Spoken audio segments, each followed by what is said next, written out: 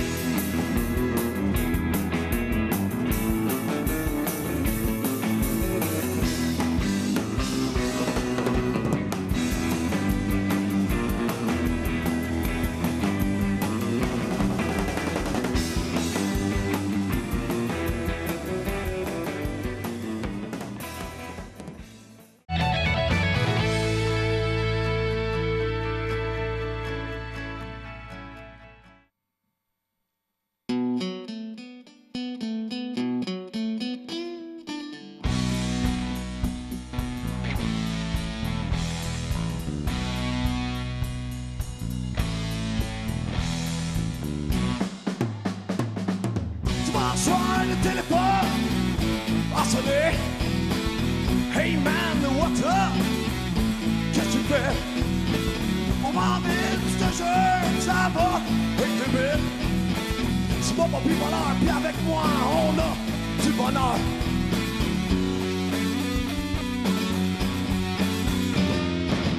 J'arrive, puis déjà, y'avait des gros beats. Si sur la maquette, il faisait pas ben frère. On va en ville, mais on finit à coucher de ville. En dessous de pylône, il n'y avait pas trop de grand monde.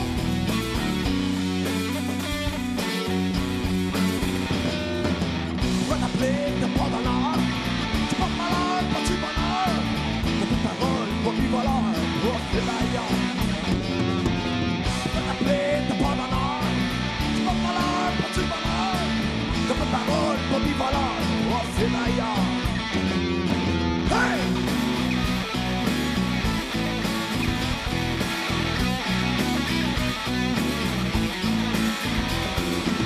C'est là que le bonheur a fini par se retourner.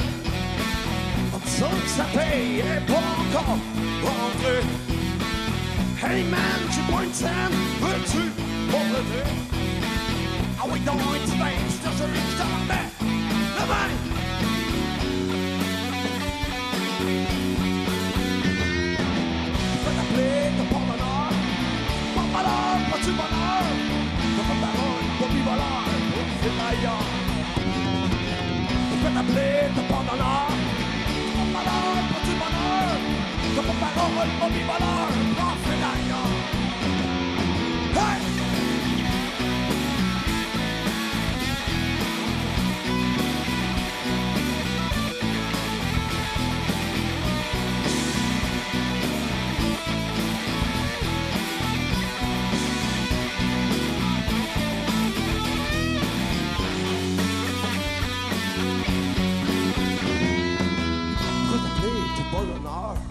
Tu portes malheur, pas du bonheur. T'as pas de parole, pas du voleur. Profite ailleurs. Pourquoi t'appeler, t'as pas d'honneur? Tu portes malheur, pas du bonheur. T'as pas de parole, pas du voleur. Profite ailleurs. Hey!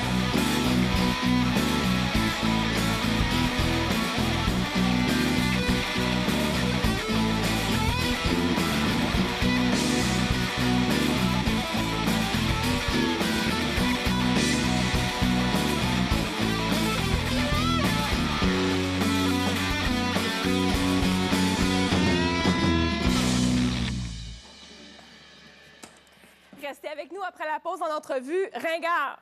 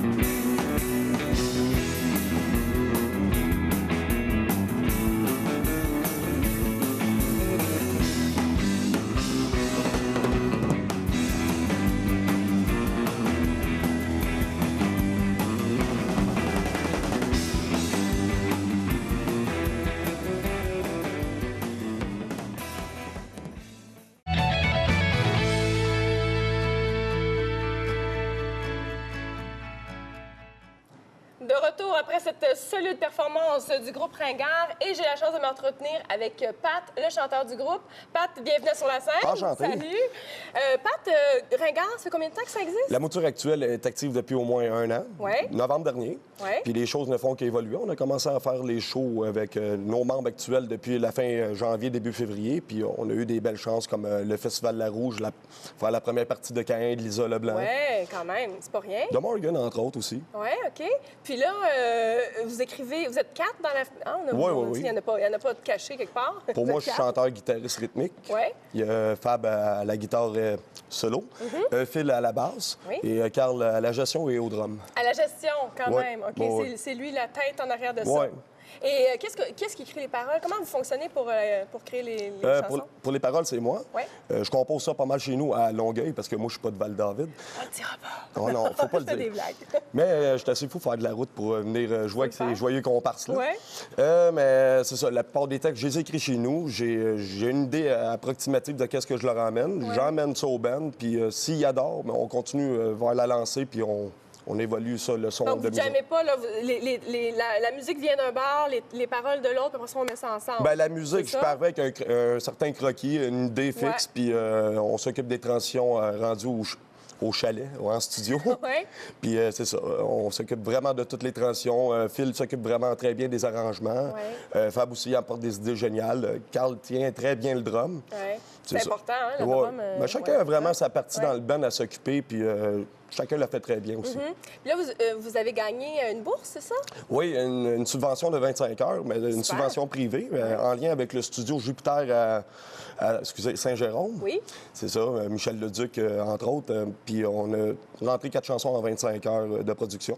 Quand même, hein? Puis ça nous fait un beau EP à emmener. Oui, c'est ça. Vous avez sorti un EP il n'y a pas Oui, longtemps, c'est ça? exact. Ouais. C'est le mois dernier. OK. Il est sorti, puis on est très fiers de le présenter. Ça nous fait une belle carte de visite. Puis ça Les fait- réactions sont bonnes? Oui, exact. Ouais. C'est très, très bon. Puis ça félicite encore plus le booking qu'avant. Ah, ça, c'est chouette. Puis, qu'est-ce qui s'en vient là, dans les prochains mois?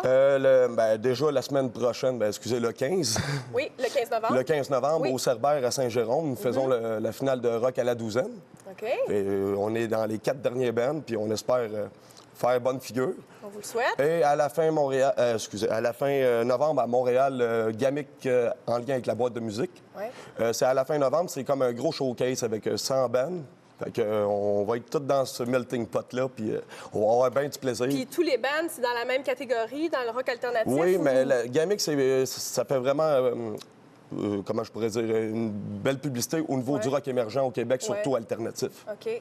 Fait que ça nous donne Donc, une belle on chance va de là nous pour faire se faire valoir. voir, oui, c'est ça. C'est ça, puis c'est en lien avec Sirius, CIBL, fait que c'est un très bon défi. Ah, ça va bien. Et puis, moi, je veux savoir, là, vos textes, là, on parle de quoi? C'est du politique? On est plus dans l'anecdotique? Il y en a une, entre autres, qui parle un peu de mon amertume en face de l'inactivité politique que tout en soi on peut avoir, Ouais. comme pas aller voter.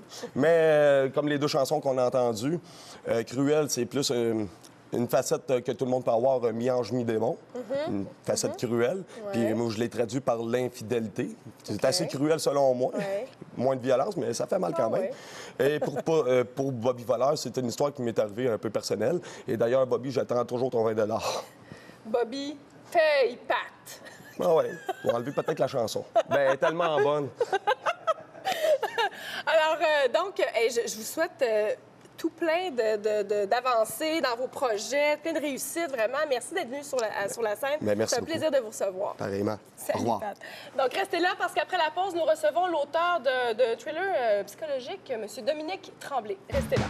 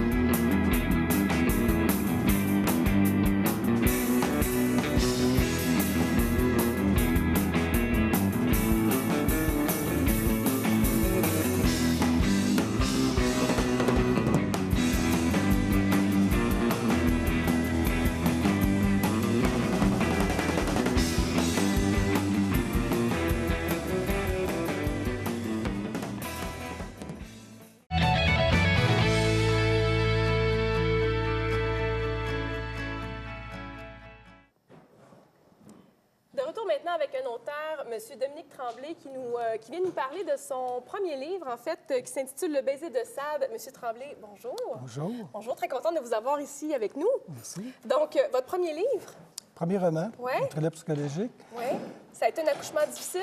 Non, pas du tout.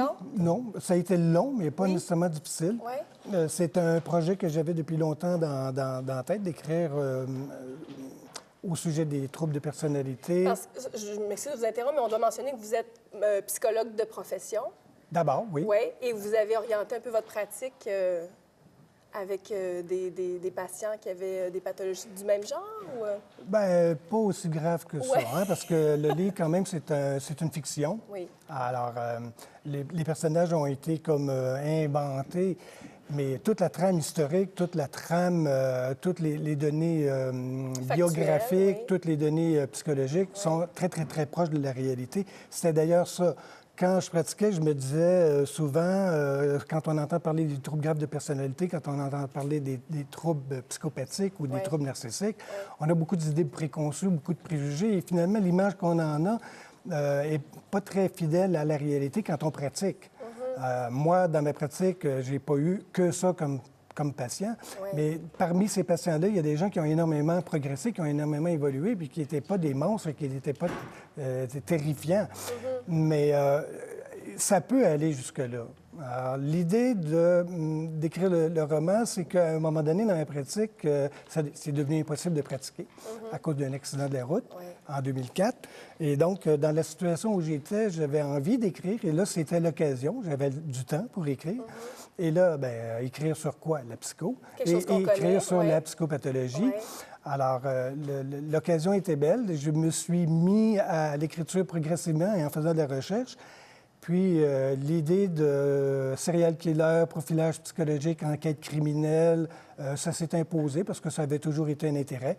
Alors, j'ai essayé de lier les deux. Enquête, policière, profilage psychologique et psychologie. Et si on avait à faire un bref résumé du livre, ça serait quoi? C'est l'histoire d'un artiste peintre qui entreprend de faire une démarche artistique qui vise à rendre tout ce qu'il y a d'esthétisme dans l'horreur. Dans sa quête, il découvre les faits concernant Sade et s'enclenche une série de meurtres.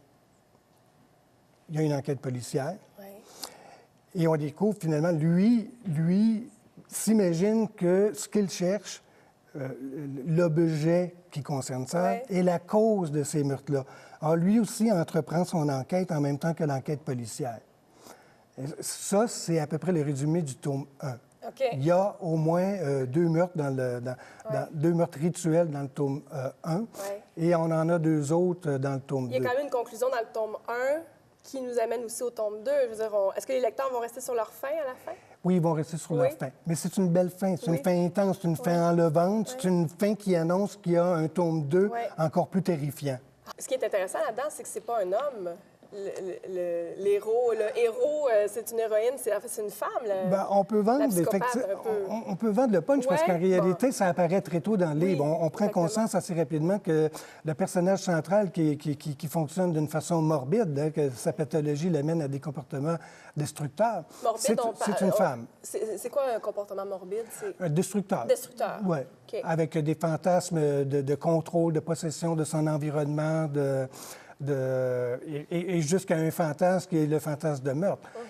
Le titre ne rend pas nécessairement compte parfaitement de la trame du livre parce que Sade est un prétexte. On est dans un esprit... moi, quand j'ai étudié Sade, c'était en psychopathologie et c'était par rapport au sadisme. Donc, j'ai voulu utiliser le prétexte de Sade et du sadisme et de quelque chose qui, au plan historique, concerne la vie propre de Sade, un événement qui s'est produit. Et je l'utilise comme toile de fond pour parler des comportements criminels. Alors, on peut se demander, est-ce que l'esprit de Sade est omniprésent? Est-ce qu'il influence les personnages? Ou si, en réalité, la psychopathologie qui est à l'intérieur de nous, c'est elle qui nous mène à des passages à l'acte destructeurs. Votre public, là, c'est qui votre public? Qui lit ce genre de livre-là? Bien, je ne m'adresse pas vraiment à un public en particulier, mais je m'attends que les gens qui aiment les intrigues policières, qui aiment les thrillers psychologiques, si j'avais fait une comparaison, Esprit criminel, la série télévisée Esprit criminel, J'essaie vraiment d'être au niveau de l'esprit des comportements criminels, au niveau de... Donc, les gens qui aiment les enquêtes policières, les gens qui aiment l'histoire. Le livre est écrit de façon à ce que le public peut être quand même assez large. Les gens qui aiment l'histoire vont trouver des choses par rapport à Sade, le 18e siècle. Les gens qui aiment les voyages, il y a des traversées en bateau. On est au Havre, on est à New York, on est à Boston, on est en Nouvelle-Orléans, on est au Québec parce que les crimes ont lieu au Québec, dans l'Outaouais, et ça va s'étendre dans la province, est menée par les services policiers de la ville de Gatineau, mais aussi par la Sûreté du Québec, qui travaillent conjointement avec les services d'analyse du comportement de la SQ, le SAC. Ça, c'est des aspects qui vont être plus développés dans le tome 2, qui est presque complet. Oh, mon Dieu. Quand même, hein? Ça va vite, oui. Une fois qu'on a accouché, ça défile. Qu'est-ce que vous avez appris sur vous en faisant ça? Mon Dieu, beaucoup de choses. Beaucoup de choses, oui. Beaucoup de choses. Bien, sûrement que je n'étais pas narcissique, ça, c'est sûr. Mais puis pour les gens, hein, je tiens à préciser que c'est une fiction, une œuvre de fiction. Oui, bien sûr. Alors, si des gens reconnaissent un proche, hein, on appelle la police. Si on se reconnaît soi-même là-dedans, on appelle son médecin. Oui. C'est ça, exactement. Mais j'ai appris que finalement, écrire, c'est énormément pour moi là, libérateur. Ouais. Dans où j'étais dans ma vie, j'avais besoin de réaliser quelque chose, j'avais besoin de m'accomplir. Il y avait un vide avec l'arrêt de la pratique, avec la perte des patients. On passe une partie de sa vie à rencontrer à tous les jours, 8 heures par jour, des gens. Puis du jour au lendemain, on se retrouve toute seule. Il y avait plein de deuils avec lesquels composer. Il y avait beaucoup de deuil. Et l'état d'esprit dans lequel j'étais est très présent dans le livre. OK. C'est pas biographique. Il n'y a pas d'éléments qui ont à voir avec ce que moi-même, personnellement, j'ai pu vivre dans ma vie. Mais l'état d'esprit dans lequel j'étais me rendait ce sujet-là propice. Oui. Et possible. Et possible, oui. Donc, on peut se procurer ce livre dans toutes les librairies? Dans les librairies ou même sur le site Internet de Veritas Québec, en version numérique ou papier. OK, très bien. Donc, je vous souhaite beaucoup de succès pour la suite. C'était un plaisir de vous recevoir à l'émission. Vraiment. Merci. Merci beaucoup de votre présence. Alors, c'est ce qui conclut notre émission cette semaine. Je vous invite à aller visiter notre page Facebook si vous avez des commentaires, si vous avez envie de participer à l'émission. Et je vous laisse cette semaine avec une dernière prestation du groupe Ringard. Et je vous dis à la prochaine fois.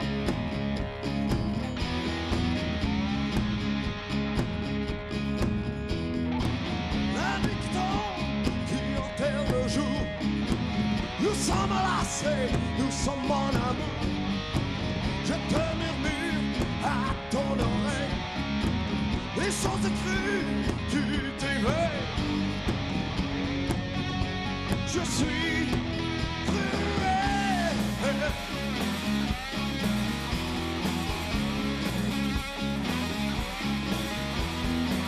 La lumière très trop vite. Ta boucle énergie va perdre le nid. Ce soir il y a une confusion. J'ai pas crié le bon nom. Je suis cruel.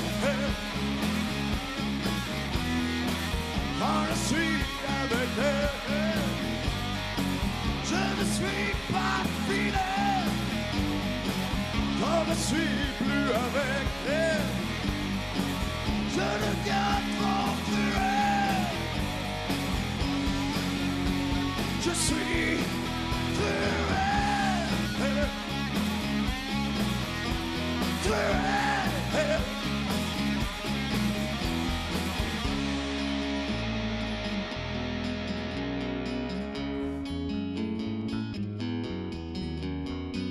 Un soir avec une femme qui n'était pas ma flamme, j'avoue que j'ai été très infâme. Maintenant tout s'entame, c'est un mélodrame. J'avoue que j'ai été très infâme. Cruel. Ça fait des semaines que je t'ai pas vu. Les femmes que je fréquente, c'est des revues. De pire en pire, je soupire. De rire en rire, j'en délire. Je suis cruel.